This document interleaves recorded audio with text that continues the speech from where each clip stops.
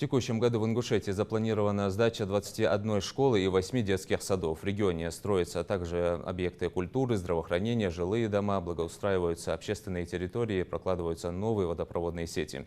Особый акцент власти региона делают на реализации национальных проектов. Репортаж Рины Сичоевой. В Ингушетии в рамках федеральных и региональных программ сегодня возводится 94 объекта в сфере культуры, образования, спорта, водоснабжения и не только. У рабочих главная установка – строить качественно и сдавать объекты в положенные сроки.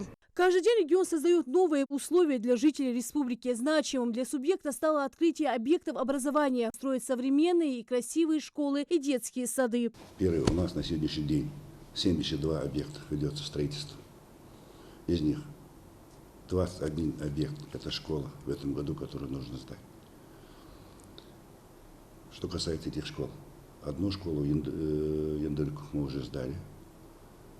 Вторая школа Жукова. Сегодня, последний день, мы итоговую проверку провели уже полностью. И разрешение на ввод получаем на вторую школу. Это по 720 мест. Оба школы из 21. Осталось 19 школ. Что по остальным школам? Из них 8 школ уже готовы стоять, 99,9%. Должны сдать 8 садов. 1/9 мы уже сдали. На Хашиева, который за каналом, который есть, мы этот садик сдали. И на будущее, в этом году мы еще закладываем 13 садиков, 1 выкуп, и 12 начинаем строить. Впервые в Ингушетии в этом году началась масштабная реконструкция общеобразовательных учреждений. Капитальный ремонт сейчас идет в 13 школах региона на общую сумму 960 миллионов рублей. Модернизация преобразит заведения в Сунже, в Малгобеке, Назране, а также в сельских поселениях Инаркип, Седах, Галашке, Алиюрт, Зязиковюрт и Далаково. В рамках проекта укрепляют фундамент, меняют кровлю, окна, двери и не только. Где-то 70 зданий мы должны отремонтировать, капитально отремонтировать. В этом году мы 13 школ ремонтируем. Это отдельная программа модернизации школьной сегодняшних зданий полностью. Там ходит 14 пунктов. Кроме котельной и дворовой части. Остальное – окна, двери, стены, полностью, все, что нужно, вентиляция, все должны в пунктах этих входят. Мы ее четко выполняем. Почему? Потому что мы не можем не отойти. Корректировка сделана полностью. И эти работы мы проведем согласно заданному заданию. В рамках капитального ремонта преобразится и внешний фасад здания. Строительные работы под личным контролем главы Ингушетии. Махмуд Али Калиматов не раз выезжал и оценивал проделанную работу. Выходные работать надо просто круглосуточно, если можно. Когда вовнутрь зашли, можно там, если электрику сделали, можно там и спокойно и там работу делать. Но вот так она, именно ремонт жи, пристальное внимание еще. Помощь федерального центра и реализация национального проекта «Чистая вода» должны помочь Ингушетии решить вопросы обеспечения питьевой водой. В этом направлении уже проделана большая работа. Важным шагом к улучшению ситуации с водоснабжением станет модернизация Альтивского водозабора. Проект стоимостью 400 миллионов рублей поделен на 2 этапа. На первом этапе строительства планируют построить дополнительные 10 артезианских скважин. Они позволят подавать 2400 кубометров воды в сутки. Альтивский водозабор. Постоянно, да, внешне, это старый, там со всеми старыми узлами, насосами. Проведение вот этого альтивского водозабора, для того, чтобы даже просто люди, которые живут там рядом, они радуются. Потому что все, что нужно там, мы приводим в порядок. Это ограда, это дополнительные 10 скважин, это основной водовод, который мы уже делаем. Там у нас проблем нет. Опережением графика идем на 1,5 месяца. Водозабор – это продолжение до Назрань-Карабулак, водовода. Мы на будущий год планируем. Карабулак, Назрань-Карабулак, Сунжи. Основной водовод. Почему? Потому что без него мы существовать не можем. Это накопительная полностью система, которая должна стоять ответвление на каждое село, на каждый район, центр и город. Потому что там большой объем воды будет проходить. Это почти 90 тысяч кубов воды. В Ингушетии сегодня приступили к реализации крупнейшего проекта строительства очистных сооружений, канализационного коллектора и насосной станции для перекачки сточных вод. Сейчас идут строительные работы по технологической схеме. Заливаются первичные отстойники канализационной насосной станции. Готовится основание производственного корпуса. Открытие этого объекта решит проблемы сразу для 3 населенных пунктов. Почти 7,5 миллиардов рублей. В первом этапе заложено 800 миллионов рублей. Мы начали сейчас центрального, где очистные сооружения на 16 тысяч кубов будет в Сунже, выделено 7 гектаров земли. Активно идет работа. Первый этап. В этом году мы должны освоить почти 800 миллионов рублей. На сегодняшний день мы вписываемся в график. Идет самих чаш очистных по 4000 кубов строительства. И иловые площадки идет. И там 4-ступенчатая очистка идет. Уже 4-я степень очистки, уже работа завершена. Проект предусматривает строительство магистрального канализационного коллектора протяженностью 20 километров от Карабулака до Сунжи. Скоро начнем коллектор центральный. Это будет соединять Сунжи, Карабулак и Троицкое. Это очень будут люди рады. Почему? Потому что всегда, когда мы закладывали этот проект, с первых дней лично выносил корректировку глава. Почему? Потому что он с экологией очень беспокоится по экологии.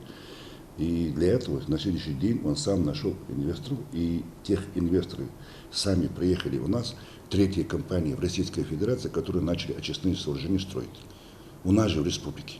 Это у нас и налоги будут, и рабочие места будут. Уже работают они здесь. Успешно сегодня Ингушетия реализует национальный проект формирования комфортной городской среды. Десятки улиц региона преобразились. Появились дополнительные места отдыха и досуга. В 2022 году благоустроить территории на 136 миллионов рублей. 22 территории по городской среде, 22 территории. Это 137 миллионов денег.